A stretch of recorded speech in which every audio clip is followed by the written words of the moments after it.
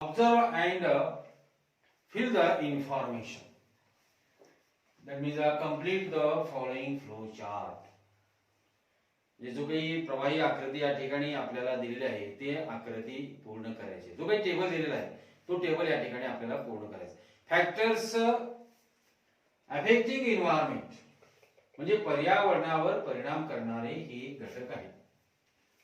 आता पर्यावरणावर परिणाम करणारे घटक प्रामुख्याने दोन सांगितलेले आहेत. आपल्याला माहित आहे एक आहे नॅचरल फॅक्टर आणि दुसरा आहे मॅन मेड फॅक्टर्स.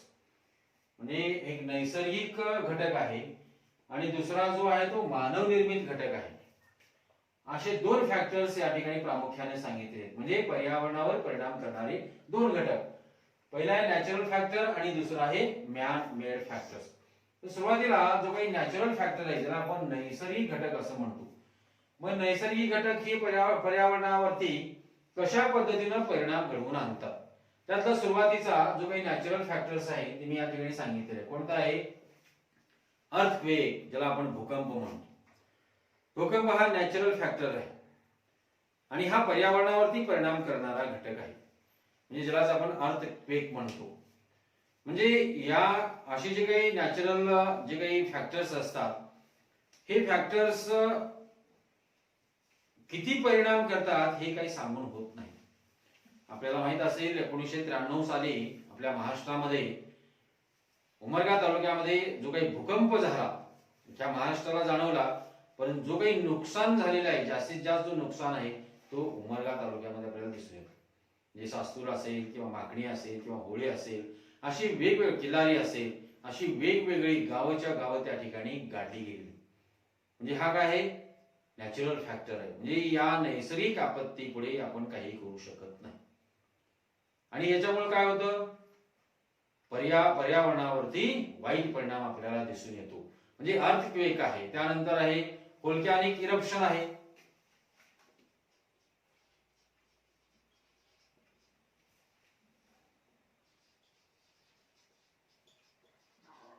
म्हणजे ज्याला आपण लाव्हारस वगैरे म्हणतो. हा लाव्हारस सुद्धा नैसर्गिक आपत्तीमध्ये त्या ठिकाणी येतो. व्होल्कॅनिक इरप्शन असेल त्या ठिकाणी फ्लूड असेल त्यानंतर क्लाउड बस्टिंग असेल. फ्लूड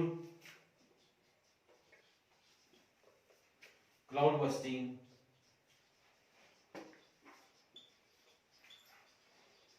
म्हणजे ज्याला आपण ढगफुटी म्हणतो हे सुद्धा नैसर्गिक आपत्तीच आहे.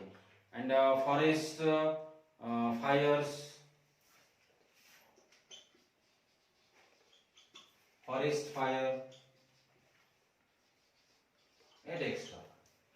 म्हणजे हे जे काही घटक सांगितलेले आहेत हे घटकांचा समावेश या नैसर्गिक आपत्तीमध्ये त्या ठिकाणी केलेला आहे. म्हणजे हे पर्यावरणावरती परिणाम करणारे घटक आहेत. अर्थक्वेक आहे, भूकंप आहे, व्होल्कॅनिक इरप्शन म्हणजे लाव्हारस ज्याला म्हणतो आपण, किंवा फ्लूड म्हणजे मोठा पाऊस पडल्यानंतर नद्या नाले वगैरे भरून जातात आणि या नद्या भरून गेल्यामुळे आजूबाजूची जी काही शेती असेल आजूबाजूची जी काही गावं असतात नदीकाठची गावं असतात त्या ठिकाणी त्यांच्यावर सुद्धा परिणाम होतो.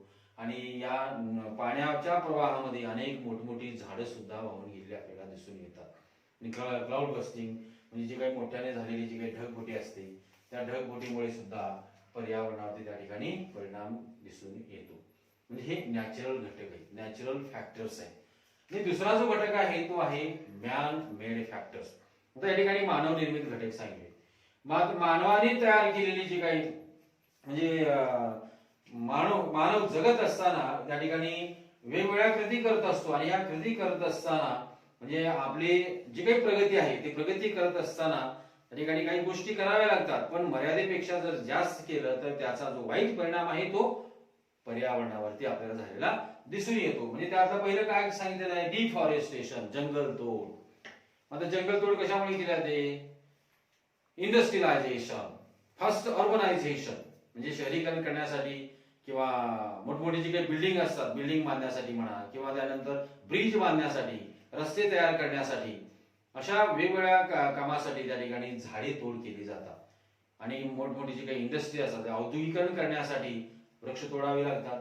त्यामुळे काय होतं? त्याचा वाईट परिणाम हा या एन्व्हायरमेंट वरती झालेला आपल्याला दिसून येतो. एन्व्हायरमेंट वरती वाईट परिणाम झालेला दिसून येतो. म्हणजे हे कसं आहे, मानव निर्मित कृती आहे, मानव निर्मित हा घटक आहे. डिफॉरेस्टेशन, त्यानंतर आहे एअर पोल्युशन आहे,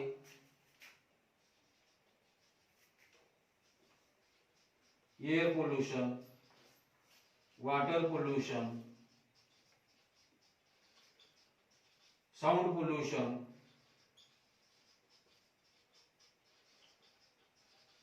सॉइल पोल्युशन,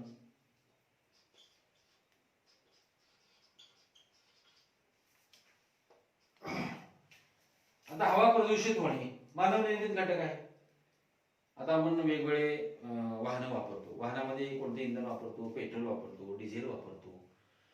याचा वापर मर्यादेपेक्षा जास्त केल्यामुळं त्यामधून बाहेर पडणारा जो काही घातक वायू आहे, त्याला आपण कार्बन मोनॉक्साईड म्हणतो. कार्बन मोनॉक्साईड सारखे घातक वायू वातावरणामध्ये मिसळतात आणि ते पर्यावरणावरती ऍडव्हर्स इफेक्ट म्हणजे प्रतिकूल त्या ठिकाणी परिणाम झालेला आपल्याला दिसून येतो. आता यानंतर किंवा त्यानंतर इंडस्ट्रीमध्ये मोठमोठे जे काय औद्योगिकरण करत असताना, आता शुगर फॅक्टरी असेल किंवा वेगवेगळे केमिकल्स तयार करत असताना जो काही बाहेर पडणारा जो काही धूर आहे, त्या धुरामध्ये सुद्धा वेगवेगळे कंटेन्ट्स असतात. त्याच्यामध्ये सल्फर डायऑक्साईड असेल, कार्बन मोनॉक्साईड असेल, कार्बन डायऑक्साईड असेल, अशी वेगवेगळी घटक त्या ठिकाणी असतात आणि ती वातावरणामध्ये मिसळतात, हवेमध्ये मिसळतात आणि त्यामुळे हवा काय होते, प्रदूषित होते आणि याचाच वाईट परिणाम हा पर्यावरणावरती झालेला दिसून येतो. त्यानंतर आहे वॉटर पोल्युशन. आताच मी तुम्हाला सांगितलं पाण्याचं सुद्धा प्रदूषण. पाणी प्रदूषण झाल्यामुळे काय होतं, जे काही जलचर प्राणी आहेत, पाण्यामध्ये राहणारे जे काही प्राणी असतात, ते प्राणी त्या ठिकाणी मरतात आणि याचा परिणाम काय होतो, पर्यावरणावरती वाईट परिणाम झालेला आपल्याला दिसून येतो. त्यानंतर आहे साऊंड पोल्युशन असेल, म्हणजे जो काही आवाज आहे, मोठ्याने आवाज करणे. आता दिवाळी वगैरे असेल तर दिवाळीमध्ये आपण मोठमोठी असं फटाके वगैरे वाजवतो आणि ते वाजवल्या कारणाने काय होतं, आवाजाचा स्फोट होतो आणि आवाज जास्त मोठ्या प्रमाणात झाल्यामुळे त्या ठिकाणी ध्वनी प्रदूषण आपल्याला दिसून येतं. त्यानंतर सॉइल पोल्युशन आहे, मातीचं प्रदूषण होतं. अर्बनायझेशन आहे, इंडस्ट्रियलायझेशन आहे, कन्स्ट्रक्शन ऑफ द रोड्स आहे. अशी वेगवेगळी घटक त्या ठिकाणी मानव निर्मित आहेत. इंडस्ट्रियलायझेशन,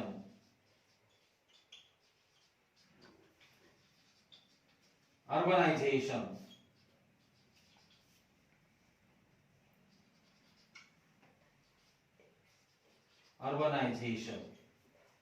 म्हणजे वाढतं शहरीकरण आहे, औद्योगिकरण आहे, इंडस्ट्रियलायझेशन आहे, कन्स्ट्रक्शन अँड रोड्स म्हणजे बांधकाम आहे.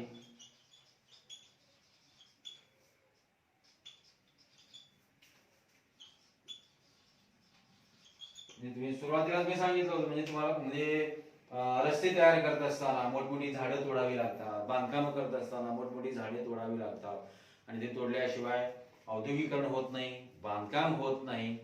त्यामुळं हे जे काही मॅन मेड फॅक्टर्स आहेत, हे सर्व जे काही फॅक्टर्स आहेत, हे घटक आहेत, पर्यावरणावरती वाईट जो काही परिणाम आहे तो परिणाम त्या ठिकाणी आपल्याला दिसून येतो. म्हणजे अशा पद्धतीनं हे जे काही दोन फॅक्टर्स आहेत महत्वाचे, फॅक्टर्स अफेक्टिंग द एन्व्हायरमेंट म्हणजे पर्यावरणावर परिणाम करणारे हे दोन त्या ठिकाणी घटक सांगितले आहेत. पहिला आहे नॅचरल फॅक्टर आणि दुसरा आहे मॅन मेड फॅक्टर. म्हणजे नैसर्गिक घटक आणि मानव निर्मित घटक, त्यालाच आपण काय म्हणतो, आर्टिफिशियल म्हणजे कृत्रिमरित्या तयार होणारे जे घटक असतात, हे पर्यावरणावरती परिणाम करणारे घटक आहेत. त्या पुढचा जो काही घटक आहे तो आहे म्हणजे थोडेसे आठवा असं विचारलेलं आहे. या ठिकाणी सुद्धा एक दोन प्रश्न विचारले. Can you recall?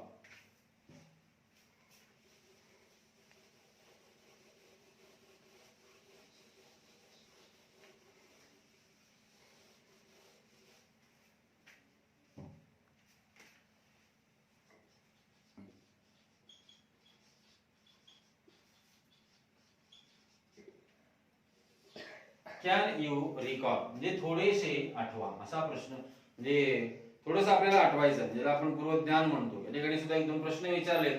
Which are the types of the pollutions? प्रदूषणाचे प्रकार कोणकोणते?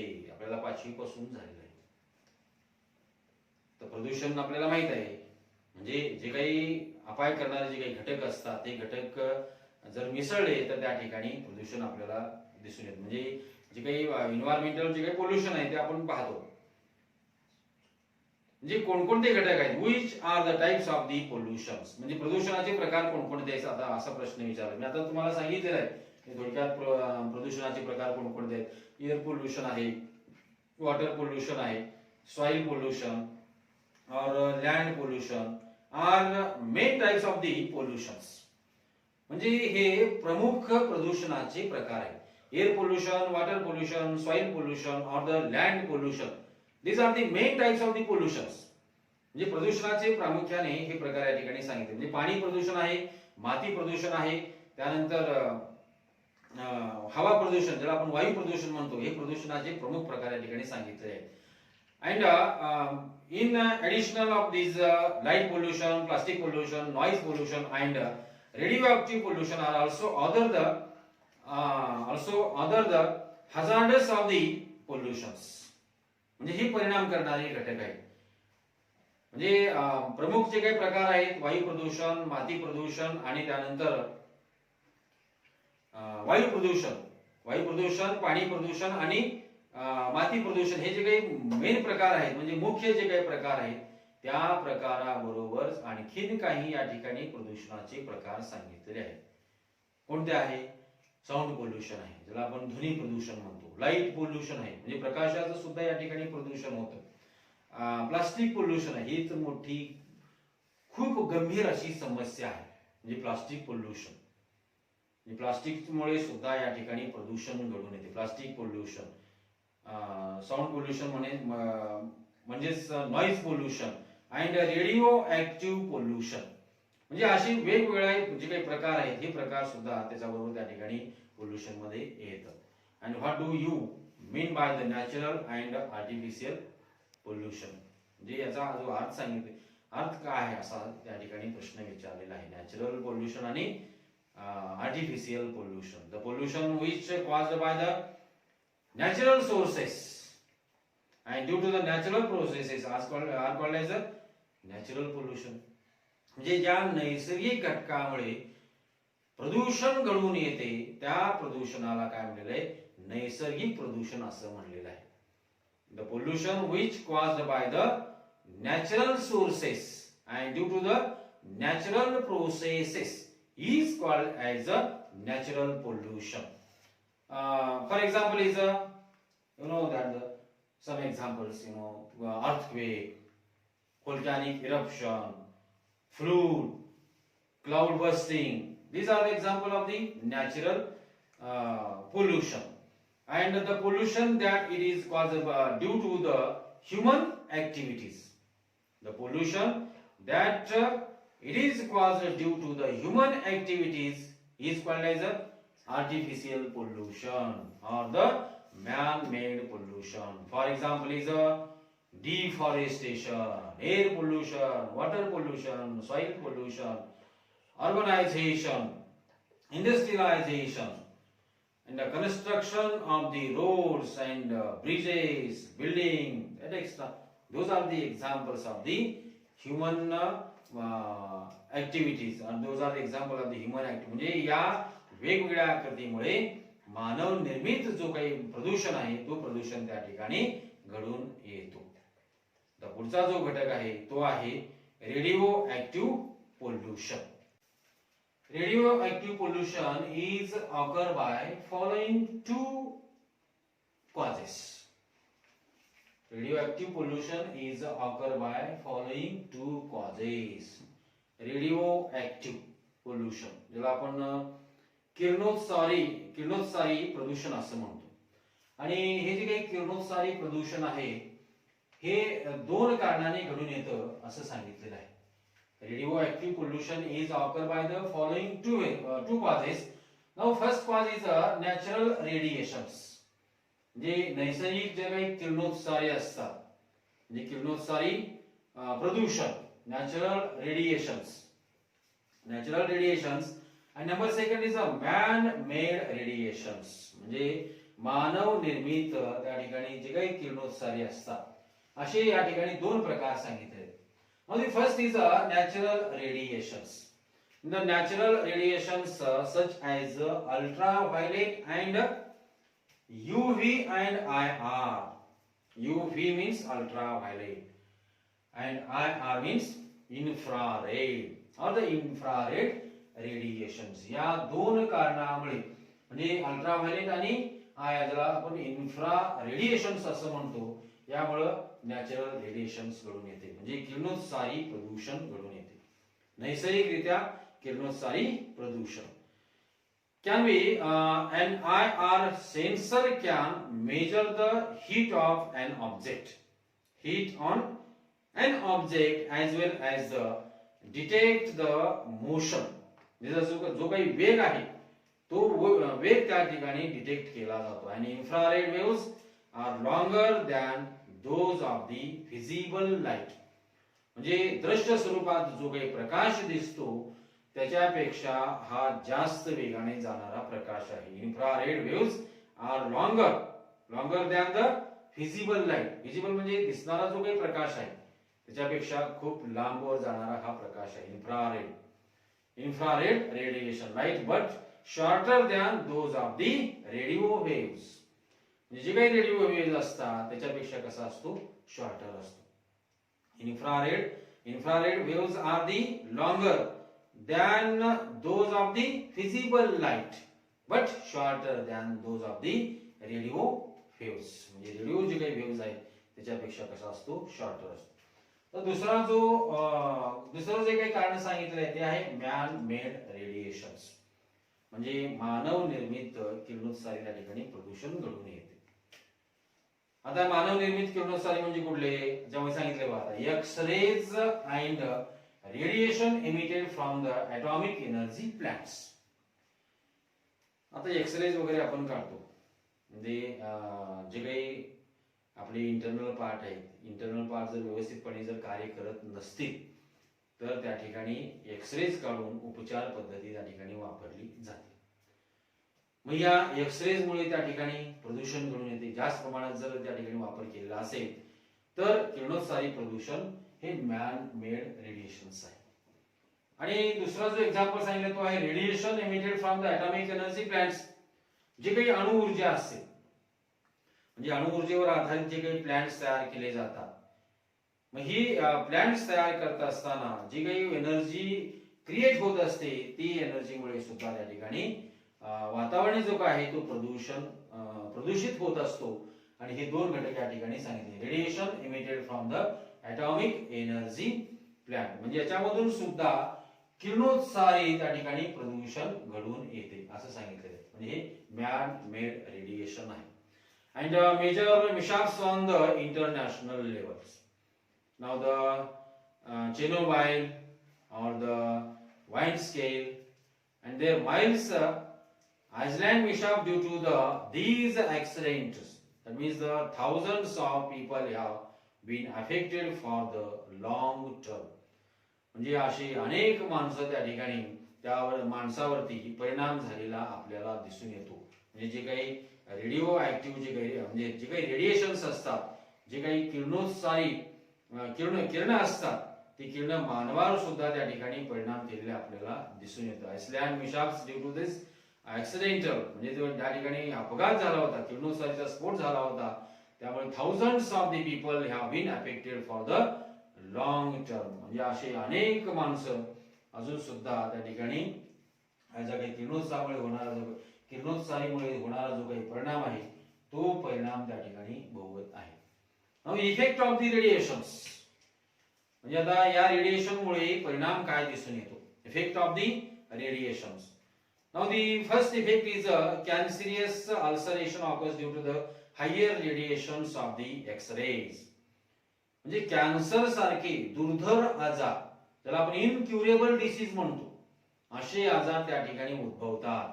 आणि अल्सरेशन ऑकर्स, अल्सरचा त्या ठिकाणी आजार उद्भवू शकतो. कशामुळे, occurs due to the higher radiations of the X-rays.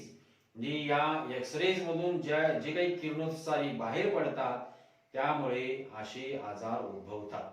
And tissues in the body are the destroyed. आणि या किरणोत्सारीचा जर जास्तीत जास्त वापर केला तर त्या ठिकाणी टिश्यू सुद्धा डॅमेज होतात. आपल्या शरीरामध्ये असणारे जे काही टिश्यू आहेत त्या टिश्यू वर त्या ठिकाणी आघात केला जातो. आणि tissues in the body are the damage. And number third is genetic changes occur. Third, effect of the radiation. Genetic changes occur म्हणजे जनुकामध्ये सुद्धा त्या ठिकाणी बदल झालेला दिसून येतो. या किरणोत्सारीमुळे जनुकामध्ये सुद्धा बदल झालेला दिसून येतो. Genetic occur changes and vision is adversely affected.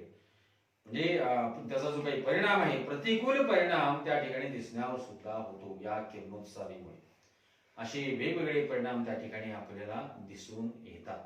म्हणजे हे सर्व जे काही घटक आहेत हे घटक पर्यावरणावरती परिणाम करणारे घटक आहेत. आणि हे परिणाम करणारे घटक कसे आहेत? अपायकारक आहेत. आणि त्यामुळे पर्यावरणीय प्रदूषण मोठ्या प्रमाणामध्ये घडून येते.